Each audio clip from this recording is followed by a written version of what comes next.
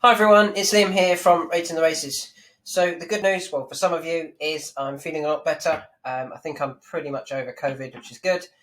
And we're going to do the Cheltenham previews for the 4 days. I'll do it day by day, and you'll get it about this time each day for the following day's racing.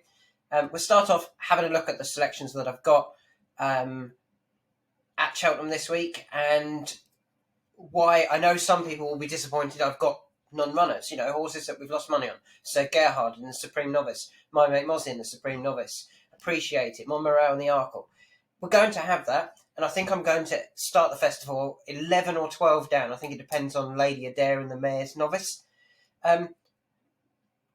But am I there for potentially 12 up? I know they've got to win first, but if we have a look through some of them, we've got a Hoisinor at 10s. He's not 10s now. We've got Alaho at Bob Ollinger at 6s, not 6s. Embittered at 18s, not 18s anymore.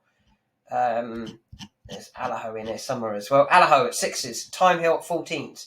I know they've got to win in order to get any return, but as long as if we ended the festival plus 20, that's great. If we ended the festival plus 20, but if we just went for their starting price, we was plus 3, then we're 17 more because we took earlier prices and we only lost 12. So we're kind of plus 5 on the anti-post. So that's how I would look at that. As long as I end up more positive, hopefully I end up more positive because of taking those earlier prices than what we lost through being non-runners and not actually making it to the festival, then I'll be happy with that. And that's how I look at anti-post betting. So anyway, let's move on to tomorrow, the first race. We've got Constitution Hill at 8-1. He's obviously not 8s.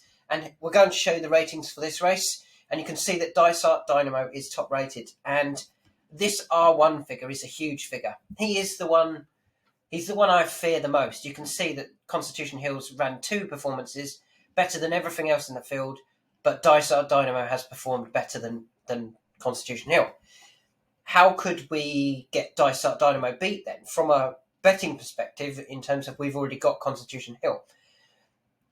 The ratings, I think, if you want to just follow the ratings and you want top rated to win here, Kilcruit needs to lead.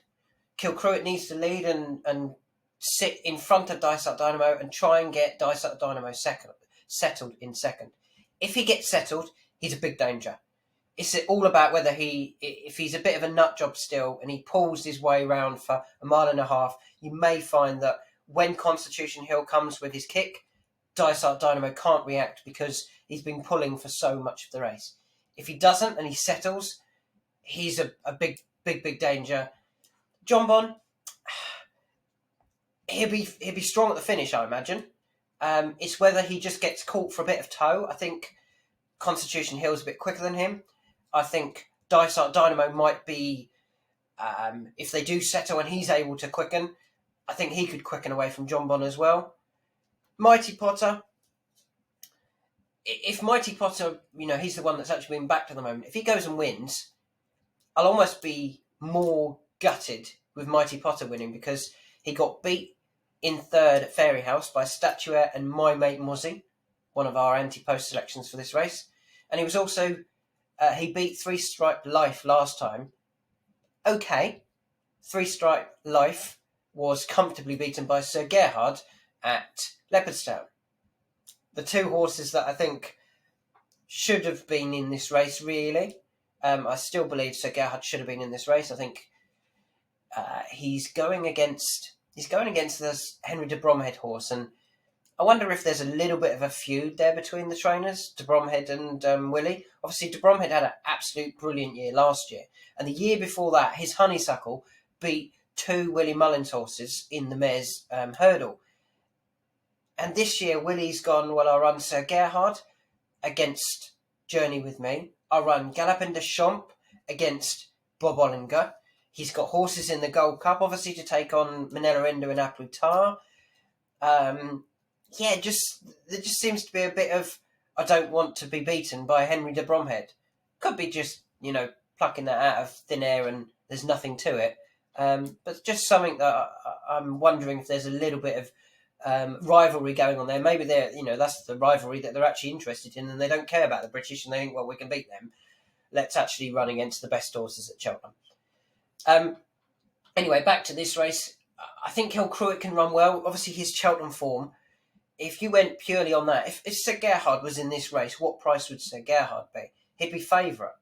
And yet Kilcruit was only half a length behind him in the Champion Bumper last year. The concern is his hurdling hasn't been as good this season. And I know he won last time, and when he was third, I actually thought it was a good run behind Journey With Me and Manila Crooner.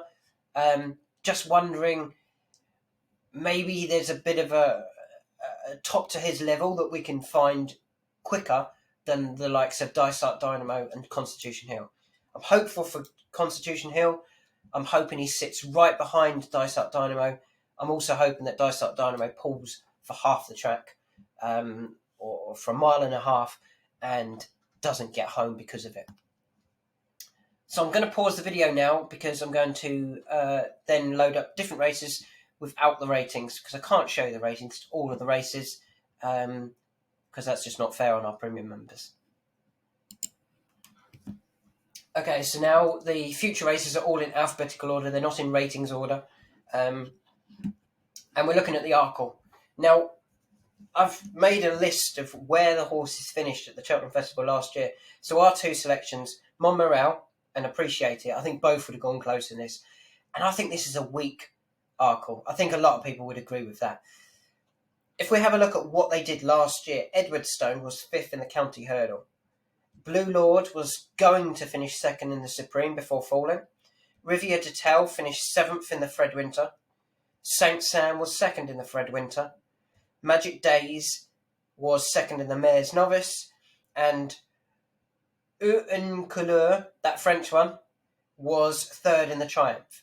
Now, of those, what do I think is the best form? Well, I think 2nd in the Supreme Novices.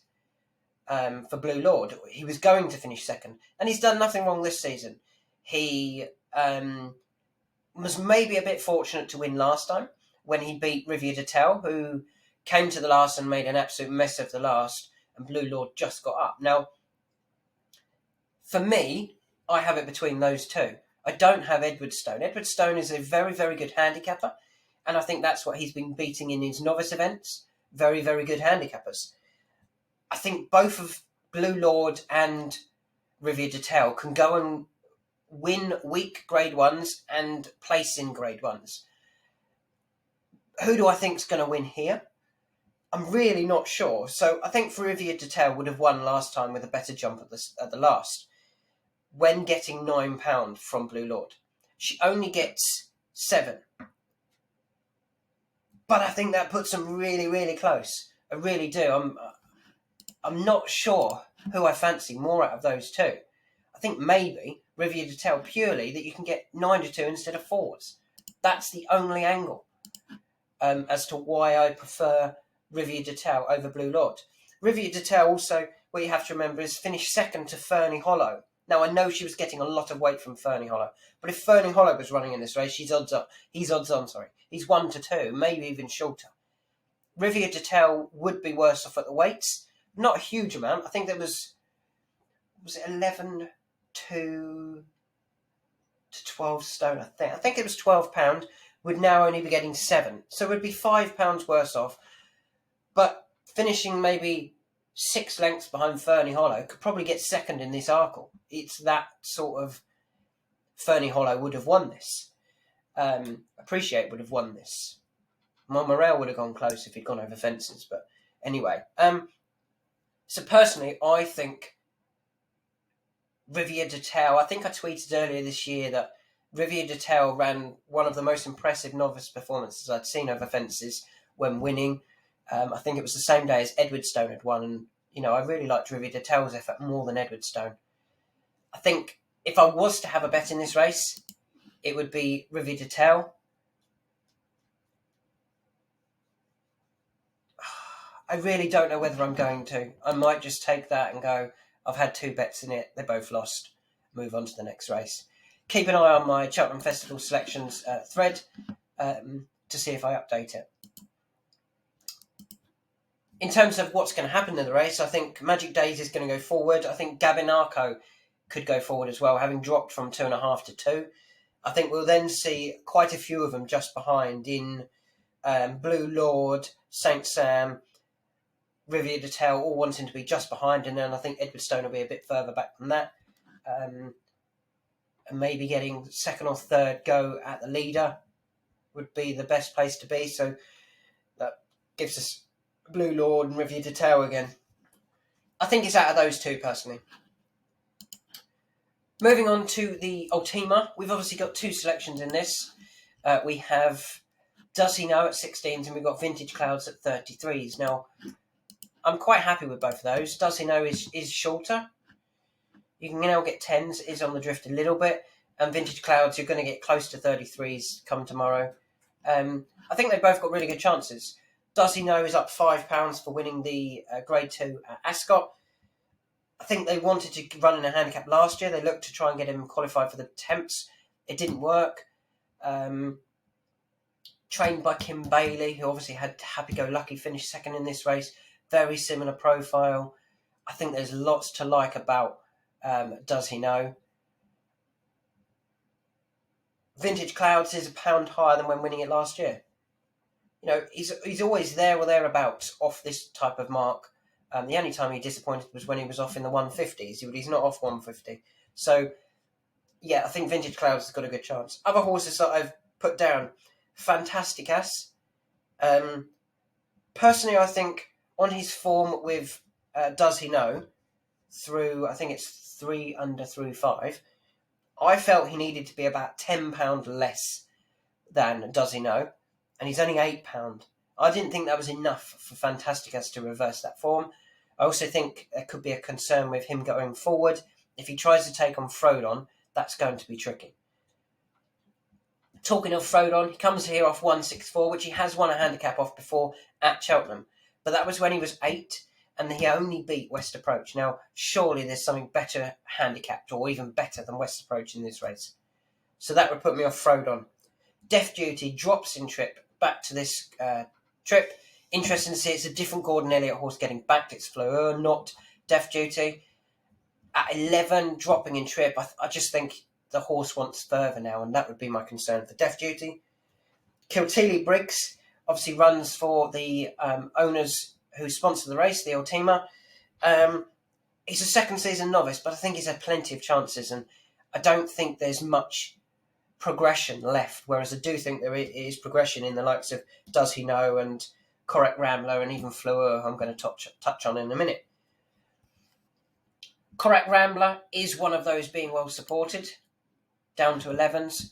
I can understand it. He was going quite well in the Grade 2 against Does He Know. My concern about Correct Rambler is when he ran in the big handicap at Warwick, the Classic Chase, he just seemed to get a bit bullied and dropped himself and dropped away before running on again. This big field, I just wonder whether that's going to happen to him again. He's going to find it all too much at this stage in his career, drop back, and then finish strongly again and run on into 4th or 5th sort of thing. That would be my concern about Correct Rambler. Fleur, I understand Fleur, and I can see why he's being backed. 3rd last year in the Martin Pipe behind Galopin de Champs and Languedan. Both of those were, one's a Grade 1 horse, and Languedan's favourite or second favourite for the Martin Pipe again, and looks to be one of the very well handicapped horses this week. I don't think Fleur stayed last time when stepped up to 3.5. The 3 mile trip looks to be his trip. And the way he ran on at Cheltenham suggests that, Cheltenham will be absolutely fine. And he has Jordan Gameford on. I think Jordan does claim. Does he still claim?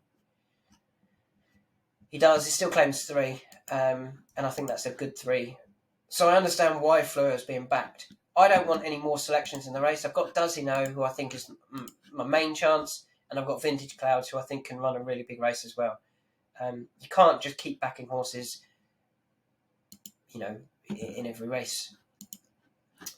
Moving on to the Champion Hurdle, you'll be pleased to hear I've written down 4 words here. Honeysuckle, Appreciate It, Epatante. That's the order it finishes, I think. I think Appreciated goes forward, tries to make all the running. Honeysuckle sits just behind. Rachel Blackmore waits for her moment. She scoots past. Appreciated has got everything else struggling. Epitante runs on into third. I'm not having a bet in that race at all. Moving on to the Mayor's Hurdle. This one I struggled with a bit, to be honest. The favourite here, I think, is Tell Me Something Girl. I'm not sure. I'm not sure on how strong her form was when she won the Mayor's Novice last year. She's not really impressed this season. I think she's been beaten on merit, not on... she's not... I don't think they've been running in races where they've looked after her with this race in mind. I think they've been trying, and I don't think she's been good enough. Now, I know, I think one of her races was against Honeysuckle, but she got beat last time by Royal Kahala, and let's just load up the race. I can't remember. It was Royal Kahala and Heaven Help Us. Now, that's a decent performance, but I don't think that's good enough to win here. And Heaven Help Us reopposes and is, a big price. What price is Heaven Help Us? 14s. For a horse who's won at Cheltenham and who takes on the favourite, having beaten the favourite last time. I don't think Tell Me Something Girl is a strong favourite at all, in my opinion. Who do I like for the race? Well, Burning Victory, I think this is her trip. She's been up and down all over trip. She's run over, I think she finished second in the Cesarewitch behind Buzz. This is her trip. And even if you watch when she won the Triumph Hurdle, the race that Goshen fell at the last, she was staying on strongly before Goshen fell. She was going to be at least, she was the second best in the race, and she was on merit the second best in the race. She didn't jump great when she was only 4, but I think she's had a lot of racing since, and she's really improved her hurdling. And I think what did they put on last time? Was it Cheek Pieces, or it was Cheek Pieces? They really worked last time, and she held off the challenge of Queensbrook. Now, Queensbrook is definitely a danger against her as well. She's £3 better off with Burning Victory for only being beaten a length and a half, and you would think that she wasn't as fit as Burning Victory. But you can never rule out Burning Victory, and you can never rule out the Mullins horses to confirm the form against what looked like she was more ready on the day. The other horse that I think is very interesting here is Stormy Island. The reason, both Paul Townend is on board. That has to be a positive. And also, she beat McFabulous last time over 2.5 mile. And I actually think McFabulous is a very, very good horse over 2.5 mile. We've got McFabulous in the Coral Cup over 2.5 mile, and I think he's going to run a really big race. Stormy Island was able to beat McFabulous over this trip, and I think I think the trip is the big thing here. I think a lot of these horses have been trying 2 mile, they've been trying 3 mile, and I think the 2.5 mile trip really suits both the Mullins, Stormy Island and Burning Victory, and I think that just gives them the edge here. Mrs. Milner, you have to throw into your thoughts as well, having won up a Temps final. She's obviously going to be staying on strongly. I've got it down that Stormy Island's probably going to make the running, with Queensbrook and Burning Victory just behind. If that happens, I think Burning Victory would be my selection there. But I'm probably not going to have a bet in the race, because I could give 2 or 3 of them a chance, and I don't want to be but having a bet on something that actually I'm not that strong on. But I think Burning Victory would be my selection in the race.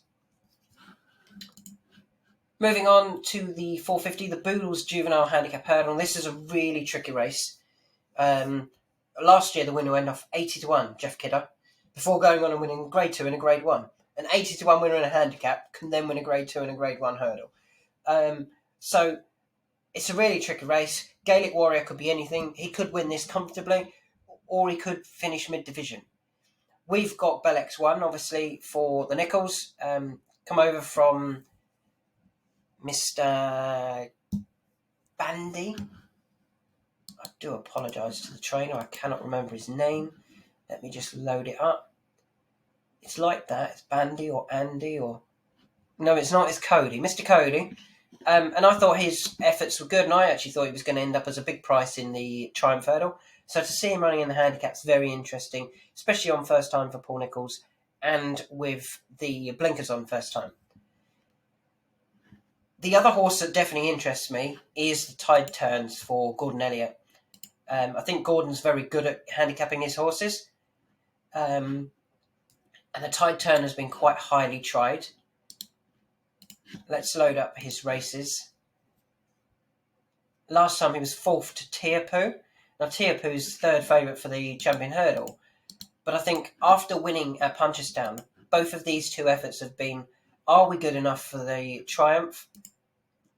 Beaten by Tearpoo, Durasso and Colixios. Beaten by Vauban, Fildor and Ileton. These three all run in the Triumph Hurdle. These two are going to battle it out for the Triumph Hurdle.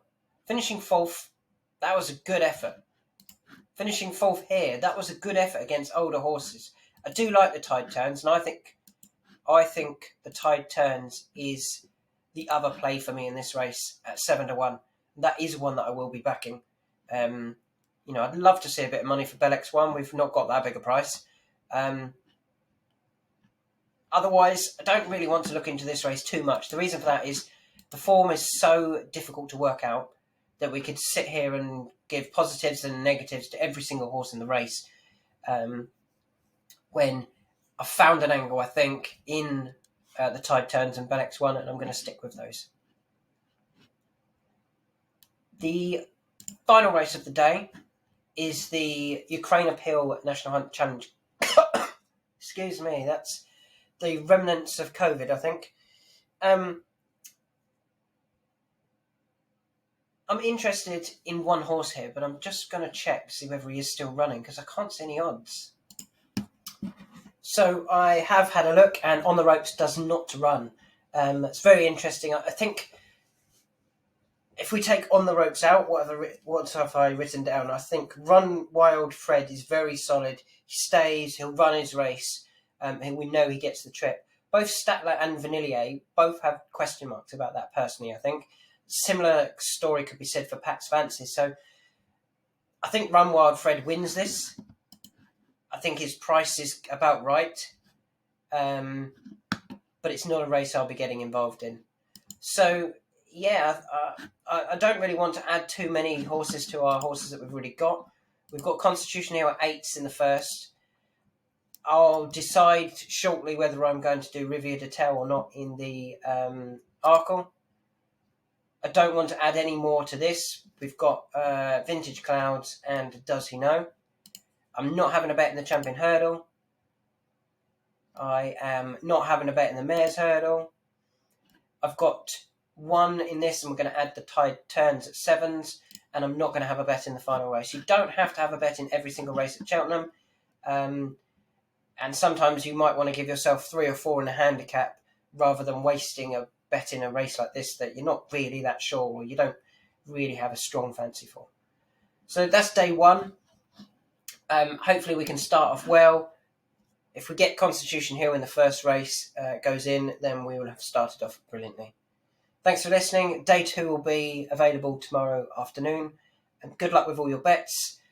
Do feel free to get involved in our Cheltenham Festival competition. It's a special this week. The overall winner will win a year's